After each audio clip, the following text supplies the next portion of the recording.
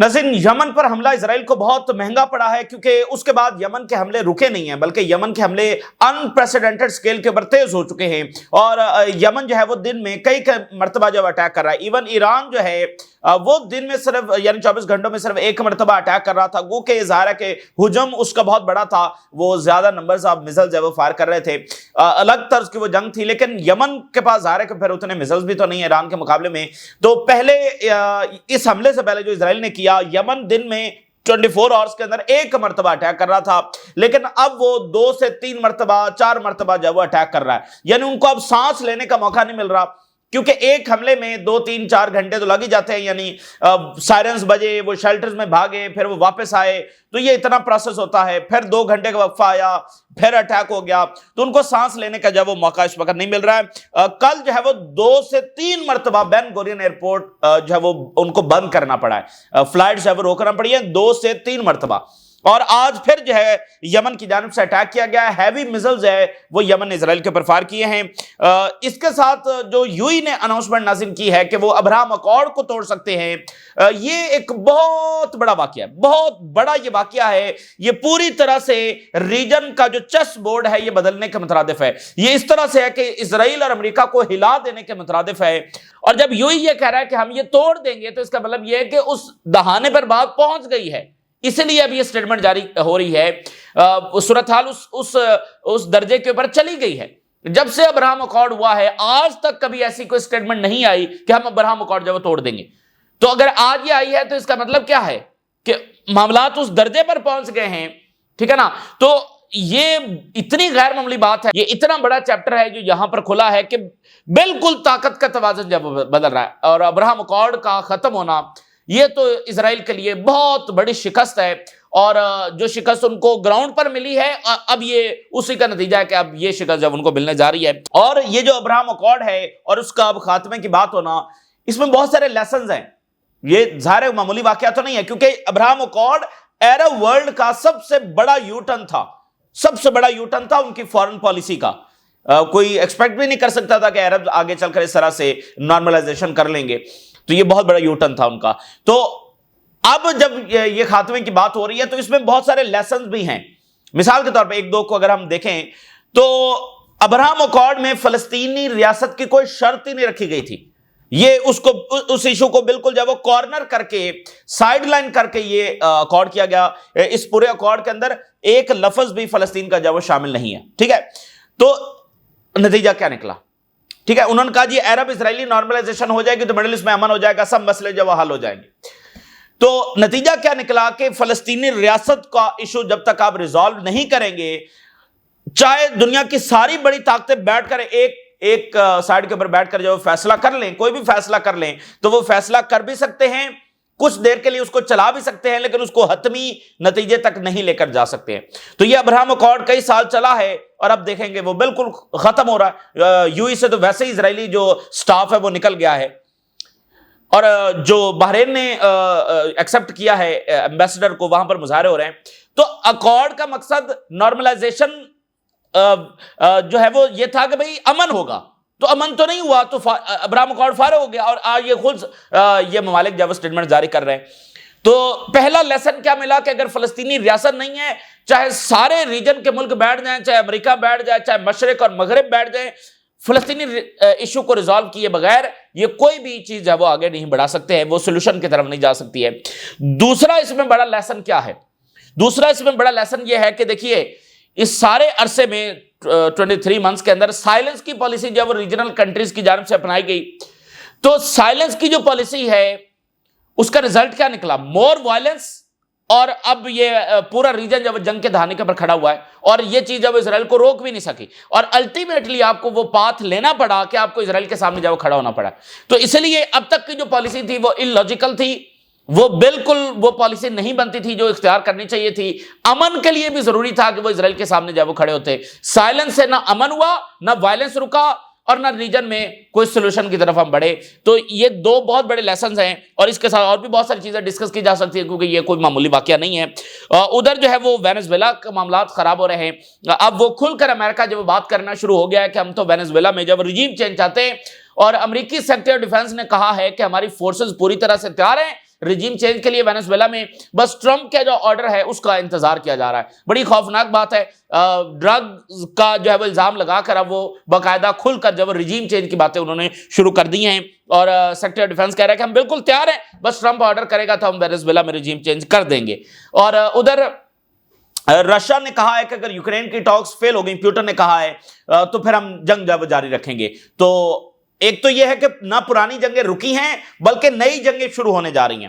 تو جو ٹرمپ کا جو نعرہ تھا وہ ویسے ہی آلریڈی فیل ہو چکا ہے اور اب وہ مزید ایکسپوز ہو رہا ہے۔ نہ پرانی جنگیں ختم ہوئی ہیں، حالانکہ اب اس میں پروپیگنڈا کا آپ اندازہ دیکھیے، ٹرمپ کہتا ہے کہ اس نے 7 جنگیں رکوائی ہیں، ٹھیک ہے نا، ساتھ ساتھ وہ اپنا بیانیہ بھی تو چلا رہا ہے، میں نے 7 جنگیں جو رکوائی، پتہ نہیں کون سی 7 جنگیں جو رکوائی ہیں۔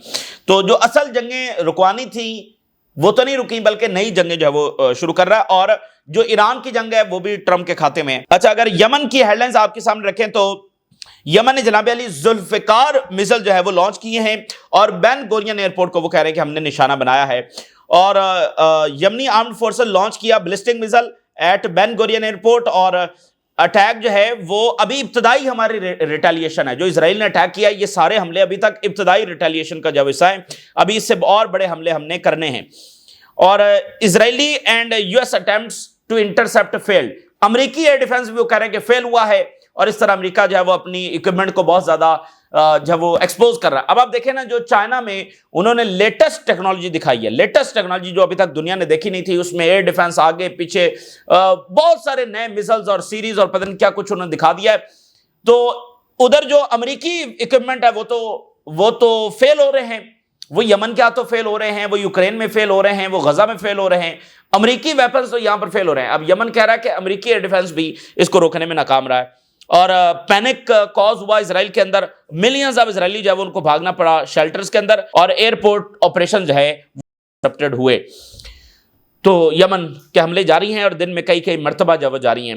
اچھا، ادھر جو ہے وہ غزہ میں شدید ترین لڑائی رپورٹ کی جا رہی ہے، جو زیتون کا علاقہ ہے اس میں مزید اسرائیلی فوجیوں کی ہلاکتیں اور ڈسٹرکشنز ہوئی ہیں۔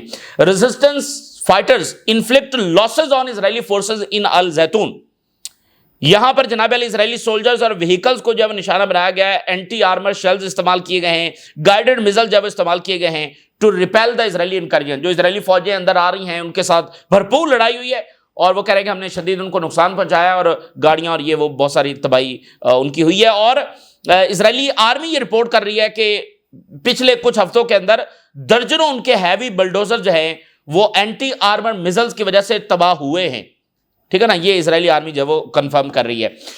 اچھا، تو یہ ایک صورتحال ہوگی، یعنی غزہ میں کل ہی اسرائیلی آرمی چیف نے اناؤنس کر دیا تھا کہ ہمارا آپریشن جو ہے وہ شروع ہو چکا ہے، تو بھرپور لڑائی وہاں پر ہو رہی ہے۔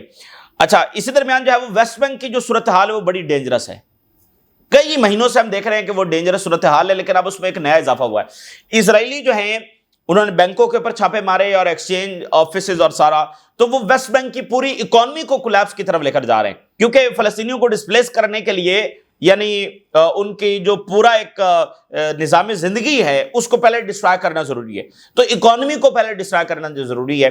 تو امریکی جو ایمبیسڈر اسرائیل میں ہے اس نے خود آج یہ بیان جاری کر دیا ہے کہ ویسٹ بینک کے اندر ایسکلیشن متوقع ہے، اور اچانک اکنامک کولیپس ویسٹ بینک میں ہو سکتا ہے، اور اس نے کہا کہ اس کے بڑے خطرناک نتائج نکلیں گے۔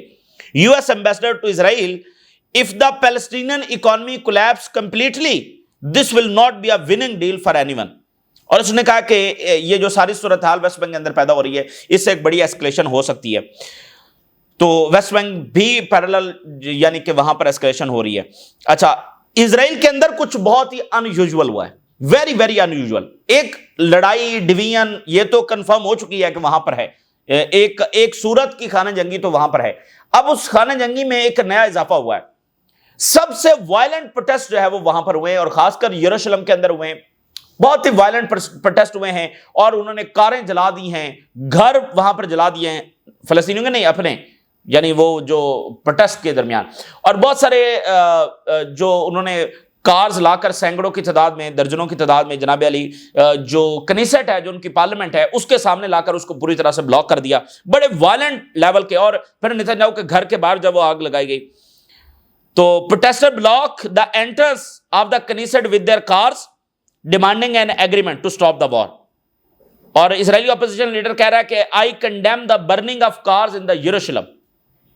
اور 13 پروٹیسٹر کو وہ چڑھ گئے تھے نیشنل لائبریری ان یروشلم کے اندر سیز فائر ڈیمانڈ کرنے کے لیے, ان کو جو ہے وہ اریسٹ کیا گیا. یعنی اس سطح کے وائلنٹ, کوئی ادھر چڑھا ہوا ہے, کوئی کاروں کو آگ لگا رہا ہے, کوئی نتیجوں کے گھر کے باہر آگ لگا رہا ہے, کوئی پارلیمنٹ کو جو ہے وہ اس نے کاروں کے ساتھ جو ہے وہ اس کا راستہ ہی بند کر دیا ہے.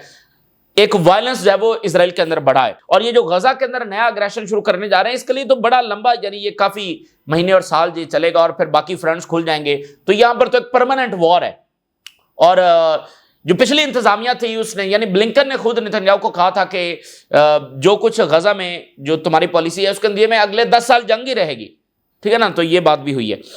تو اس لیے یہاں پر تو لمبی جنگیں ہیں, لیکن ان سائڈ دا اسرائیل اور یورپ میں اور امریکہ میں جو تبدیلی آ رہی ہے, کیا وہ اتنے سال برداشت کر سکتی ہے؟ ساتھ ہی خبر یہ ہے کہ جرمنی جو کہ سپورٹر تو ہے اسرائیل کا بہت بڑا ابھی تک ہے, لیکن اس نے جو پارشل بین لگایا ہے اسرائیل کے اوپر, اس کے نتیجے میں اسرائیل کو بڑا نقصان ہو رہا ہے. اس کے جو ٹینکس ہیں وہ ناکارہ ہو چکے ہیں, اور بہت سارے سپیئر پارٹس ہیں ان کو نہیں مل رہے. تو وہ پارشل بین بھی بڑا افیکٹو ثابت ہو رہا ہے. German been on Israel creates gaps in the tanks spare parts, اور 40% اسرائیلی ملٹری ڈرونز ڈسیبل ہو چکے ہیں, and the army suffers from a shortage of tank spare parts. یہ اسرائیلی میڈیا کی رپورٹ ہے کہ وہ 40% ڈرونز ہے وہ ڈسیبل ہو گئے ہیں, اور ٹینکس کے جو سپیئر پارٹس ہیں وہ بہت ضروری ہیں, یعنی اس کی بہت زیادہ شدید کمی ہے. اب سپیئر پارٹس ضروری کیوں ہیں؟ وہ اس لیے کہ جو ریزسٹنس کے حملے ہوتے ہیں اس میں ضروری نہیں کہ ایک ٹینک جو وہ پوری طرح سے تباہ ہو جائے. کچھ حملے ایسے ہوتے ہیں کہ جس میں ٹینک جو ہے وہ ٹیمپریریلی ڈیمیج کیا جاتا ہے, اس کی وہ آگے چل نہیں سکتا, وہ وہیں پر کھڑا ہو جاتا ہے, یعنی وہ ڈیمیج ہو جاتا ہے, اس کا ایک حصہ جو ڈیمیج کر دیا جاتا ہے. کبھی کہیں یعنی ان کے پاس اگر اتنا افیکٹو ویپن نہیں ہے تو وہ صرف ٹینک کو ڈیمیج کریں گے, اور وہ ٹینک بس وہیں پر, یعنی ریپیئر کی ضرورت پھر اس کو پڑتی ہے. تو ریپیئر کے لیے چاہیے سپیئر پارٹس. تو اگر سپیئر پارٹس نہیں ہیں تو وہ ٹینک وہیں پر کھڑے ہوئے ہیں, وہ نکارہ ہیں, وہ کسی کام کے نہیں ہیں, ٹھیک ہے. تو اس لیے وہ پھر جو ریزسٹنس کے چھوٹے حملے ہیں جس میں صرف ٹینکس ڈیمیج ہوتے ہیں وہ بھی اب نکارہ ہو رہے ہیں. تو یہ تو ہے معمولی سا بین جرمنی نے لگایا. اگر یورپینز جو ہے وہ ایفیکٹو سینکشنز لگا دیں تو یہ اسرائیل ویسے ہی کولیپس ہو جائے گا. یہ تو بات اب بالکل طے ہے کہ اگر دیکھیں نا جو سینکشنز ایران کے اوپر لگی ہوئی ہیں, یعنی ایرانین جو ہے وہ وہاں پر بینک اکاؤنٹ نہیں جا کر کھول سکتے, وہاں پر ان کے انسٹیٹیوشنز کے ساتھ جو وہ بزنس نہیں کر سکتے. تو اگر اس طرح کی 2-4 سینکشنز اسرائیل کے اوپر لگ گئیں, جب اسرائیلیوں کو یہ پتا چلا کہ ہم وہاں پر جا کر بینک اکاؤنٹس نہیں کھول سکتے اور بزنس نہیں کر سکتے, تو یہ تو 10 دن نہیں گزار سکتے, ٹھیک ہے نا, یہ 10 دن نہیں گزار سکتے. اس لیے یورپ یہ جو آگے پیچھے اور دائیں بائیں نکل جاتا ہے نا, سینکشن لگانے سے اوائڈ کر رہا ہے. تو اس کو پتا ہے کہ جس دن سینکشن لگ گئی ان کا ویسے بڑا غرق ہو جانا, یہ ویسے کولیپس ہو جائیں گے. تو اب یہ پارشل بین کے نتیجے میں ان کی یہ حالت ہوئی پڑی ہے, جب انہوں نے یہ کہہ دیا کہ آپ وہاں پر آ کر جو ہے وہ بینکس کو ایکسیس نہیں کر سکتے. صرف اتنی بات وہ کر دیں کہ یہ اسرائیلی جو ہے وہ ویسٹ میں آ کر بینکس کو ایکسیس نہیں کر سکتے, وہاں پر اپنا اکاؤنٹس نہیں کھلوا سکتے. بھئی آپ پھر وہاں پر یہ جائیں گے کیسے, اور جو اسکالرشپس ہیں اور باقی سارے معاملات ہیں وہ کیسے چلیں گے, اور بزنس نہیں کر سکتے, کمپنیز تو ساری ان کی وہاں پر بیٹھی ہوئی ہیں. تو وہ بالکل ایک کولیپس ہوگا. لیکن یورپ کب تک دائیں بائیں آگے پیچھے ہوتا رہے گا, کیونکہ اسپین, آئرلینڈ, سویڈن, بیلجیم, یہ بہت سارے ممالک جو بہت زیادہ پریشر ڈال رہے ہیں, ٹھیک ہے نا. تو انہوں نے کہا کہ بھئی جیسے کل سٹیٹمنٹ آئی بیلجیم کی کہ اگر انہوں نے مشترکہ سٹانس نہ لیا تو پھر ہم الگ سے جو ہے وہ ایکشن لیں گے. اگر یورپی یونین نے کلیکٹیولی سٹانس نہ لیا تو ہم الگ سے ایکشن لیں گے. یہی بات اسپین کر رہا ہے, یہی بات جو ہے وہ آئرلینڈ کر رہا ہے, ٹھیک ہے نا. تو یہ 5-10 ممالک ہیں EU کے ممبر سٹیٹس ہیں, وہ یہ بات کر رہے ہیں. اچھا, اسی درمیان ایک فارمر اسرائیلی نیوی کمانڈر ہے, وہ یہ کہہ رہا ہے کہ شدید ترین کمی ہے فوج کی غزہ میں, اور اسرائیلی جو ہیں وہ اب جو سویلین کانٹریکٹرز ہیں یورپ سے, امریکہ سے, ان کو لا کر یہاں پر اس گیپ کو فل کرنے کی کوشش کر رہے ہیں, یعنی وہاں سے بھی اب لوگ آ گئے. The army is using civilian contractors to compensate for the numerical shortages. جو کمی ہے فوج کی اس کو یہ سویلین کانٹریکٹرز پوری دنیا سے ویسے لا کر وہ نمبرز فل کر رہے ہیں. تو غزہ کو ڈسٹرائے کرنے کے لیے, ڈیفیٹ کرنے کے لیے, یعنی کس درجے کے ٹولز جو ہے وہ انہوں نے استعمال کیے ہیں. اسی درمیان آپ دیکھیے جو ہم اسپین کی بات کر رہے تھے, اسپین کی جو سٹیٹمنٹس آئی ہیں, اسپین نے آج کہا ہے کہ یہ جو ویسٹرن آرڈر ہے یہ گر رہا ہے, یہ جو اپنی پالیسیز ہیں اسی کے نتیجے میں یہ گر رہا ہے. یورپین جو پالیسیز ہیں, جو ٹرمپ کی پالیسیز ہیں, اس کے نتیجے میں ویسٹرن آرڈر گر رہا ہے. یہ اسپین نے آج بات کی ہے. انہوں نے کہا کہ ہم یورپی یونین کو کہتے ہیں کہ وہ اسٹریٹجک پارٹنرشپ جو ہے اسرائیل کے ساتھ وہ ختم کرے, اور یورپی یونین کی جو کنٹریز ہیں وہ ڈیوائیڈڈ ہیں کہ کیسے اسرائیل کو انفلوئنس کیا جائے, اور یہ ان ایکسیپٹیبل ہے. اب یہ مزید برداشت نہیں کیا جا سکتا. United States led by Trump is trying to end the world order it established after World War 2. اب دیکھیں نا, یہ باتیں اب صرف تجزیے تک محدود نہیں ہیں, اب یہ کھل کر ہو رہی ہیں. اسپین کے پرائم منسٹر کہہ رہے ہیں, اور گارڈین کوٹ کر رہا ہے, کہ امریکی اقدامات خود اس آرڈر کو ختم کر رہے ہیں جو ورلڈ وار 2 کے بعد جب وہ اسٹیبلش ہوا ہے. اور پھر انہوں نے کہا کہ جو ڈبل سٹینڈرڈز ہیں ہمارے, غزہ کو ہم کسی اور انداز میں دیکھتے ہیں اور یوکرین کو کسی اور انداز میں دیکھتے ہیں, to undermine the West global standing. تو یہ یورپ کی جو گلوبل سٹینڈنگ ہے اس کو بری طرح سے ڈیمیج کر رہا ہے. اور ایک دفعہ جو رشین فارن منسٹر ہیں انہوں نے کہا تھا کہ اگر ویسٹ کو مخاطب کرتے ہوئے کہا تھا کہ اگر تمہیں نیند نہیں آتی, تم کہتے ہو کہ جو یوکرین میں یہ ہو رہا ہے وہ ہو رہا ہے, اور تمہیں نیند نہیں آتی, تو میں چھوٹی سی ایڈوائس دیتا ہوں, اس سے تمہیں بڑی اچھی نیند آ جائے گی. تم یہ سمجھو کہ رشیا کو امریکہ سمجھو, ٹھیک ہے نا, رشیا کو جو ہے وہ امریکہ سمجھو, یوکرین کو جو ہے وہ فلسطین سمجھو, ٹھیک ہے نا, تو پھر تمہیں بڑی سکون کی جو نیند آ جائے گی. یعنی ڈبل سٹینڈرڈز کی بات. تو یہ اب ان کے اپنے ممالک یہ بات کر رہے ہیں کہ ہمارے ڈبل سٹینڈرڈز, غزہ میں ہمارا رویہ کچھ اور ہے اور یوکرین کے حوالے سے کچھ اور ہے. تو دنیا ہمارا نیریٹیوز بائی کرنے کے لیے تیار نہیں ہے. اب آپ دیکھیے, یورپ کے جو فٹ بال ایسوسی ایشن ہے, یورپ کی فٹ بال جو ایسوسی ایشن ہے, تو اس کے جو سربراہ ہیں وہ سامنے آئے, اور انہوں نے کہا ہے کہ ہر صورت میں سیز فائر ہونا چاہیے, اور ان کی باتیں کافی زیادہ ایموشنل تھیں. انہوں نے کہا کہ it is appalling that the children die of hunger because of the political interest. یہ کتنا خوفناک ہے کہ صرف کچھ سیاسی مفادات کے لیے بچوں کو وہاں پر بھوک سے جب وہ مارا جا رہا ہے. What is happening to the civilians in Gaza hurts me personally and even kills me. یہ یعنی کہ بہت شدید ترین تکلیف ہمیں دے رہا ہے جو کچھ غزہ کے اندر ہو رہا ہے. اب یہ یورپ کی مطلب جو سب سے بڑی ایسوسی ایشن ہے, تو اس کے سربراہ پریزیڈنٹ جب سامنے آئے, انہوں نے کہا کہ میں اس بات کو انڈرسٹینڈ کرنے سے قاصر ہوں کہ وہ ہمارے سیاستدان جو کیپیبل ہیں to doing so much to stop, تو وہ بچوں کو مرتا ہوا دیکھ رہے ہیں. ان کا کہ ہمارے ہاتھ میں تو پاور نہیں ہے, ٹھیک ہے نا, تو جن کے ہاتھ میں پاور ہے برطانیہ, فرانس, جرمنی اور یہ سارے, تو یہ کیسے وہاں پر بچوں کو جب مرتا دیکھ سکتے ہیں. تو اب دیکھنا کہ وہ ان کے انسٹیٹیوشنل لیول کے اوپر اب یہ باتیں ہونا شروع ہو گئی ہیں. سڑکوں پر الگ مظاہرے ہو رہے ہیں, میڈیا میں بھی تھوڑی بہت تبدیلی دیکھی جا رہی ہے, اور ان کے ڈاکٹرز ایسوسی ایشن اور دوسری ایسوسی ایشنز اور اکیڈیمیا کی, اور اب یہ والے انسٹیٹیوشن جو سپورٹس ریلیٹڈ ہیں وہ بھی کھل کر جب یہ باتیں کر رہے ہیں. تو ادھر ہے لمبی جنگیں, نتنیاہو کی جو پالیسی ہے اس میں لمبی جنگیں ہیں, لیکن یورپ میں اور امریکہ میں جو تبدیلی آ رہی ہے اس کو کتنی دیر وہاں کے پولیٹیشنز ہیں وہ دائیں بائیں کر کے اس کو اوائڈ کر سکتے ہیں. میرا خیال ہے زیادہ ٹائم نہیں ہے. اور جو مڈل ایسٹ میں تبدیلی آ رہی ہے اس کا بھی اثر ان کے اوپر پڑے گا. دیکھیں وہ بھی تو اسی لیے بیٹھے ہوئے ہیں نا کہ اگر مڈل ایسٹ کے سیاستدان, مڈل ایسٹ کے حکمران پریشر کو برداشت کر سکتے ہیں تو ہم بھی کر لیں گے, لیکن جب مڈل ایسٹ والے کھڑے ہو جائیں گے تو پھر پریشر ان کے اوپر بھی آئے گا. اچھا, اسی درمیان جناب علی ادھر عالمی سطح کے اوپر بھرپور ایک طوفان ابھی بھی مچا ہوا ہے, کیونکہ ٹرمپ نے کہا ہے کہ پیوٹن اور پریزیڈنٹ شی جن پنگ اور کم جونگ ان جو ہے یہ امریکہ کے خلاف سازش کر رہے ہیں. ٹھیک ہے, یہ اس نے نام لے دیا ہے کہ پیوٹن, پریزیڈنٹ شی جن پنگ اور کم جونگ ان جو ہے یہ امریکہ کے خلاف جب سازش کر رہے ہیں, کنسپریسی کر رہے ہیں. یعنی سب سے بڑا الزام ہی ہو گیا نا, سب سے بڑا الزام ہو گیا کہ بھئی آپ ہمارے خلاف ہیں. تو جب کوئی بھی امریکہ کے خلاف کنسپیریسی کرتا ہے تو پھر اس کے اوپر جب امریکہ جنگ لانچ کرتا ہے, یہ بہت بڑا الزام ہے جو وہ لگا رہے ہیں, اور تینوں رہنماؤں کے اوپر جب لگا رہے ہیں. اب یہ بھی عجب معاملہ ہے, یعنی امریکہ رشیا کے خلاف پراکسی وار اس نے شروع کی, چائنا کو وہ کنٹین کر رہا ہے, اس کا محاصرہ کر رہا ہے, چائنا کے خلاف اس کی پالیسیز جو ہے وہ اگریسو پالیسیز ہیں, نارتھ کوریا کے اوپر سینکشن وہ لگا کر بیٹھے ہوئے ہیں, اور ابھی سازش بھی امریکہ کے خلاف ہو رہی ہے. یہ بھی عجب ویسے معاملہ ہے. اور پیوٹن نے کہا ہے کہ اگر یوکرین کی ٹاکس فیل ہوتی ہیں تو ہم جنگ جاری رکھیں گے. Russia will fight on if peace talks fails says hopes ahead.